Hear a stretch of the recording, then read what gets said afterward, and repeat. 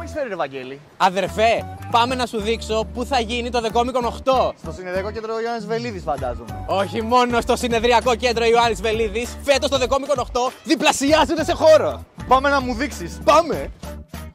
Χώρος νούμερο 1. Το αγαπητό μας συνεδριακό κέντρο Ιωάννης Βελίδης. Πάμε να δούμε τώρα και το χώρο νούμερο 2.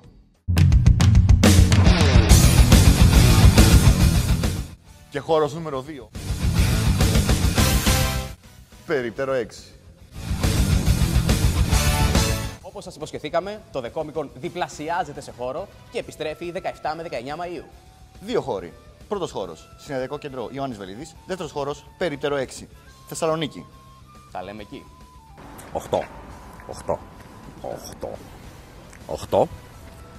8. Νιαν, νιαν, νιαν.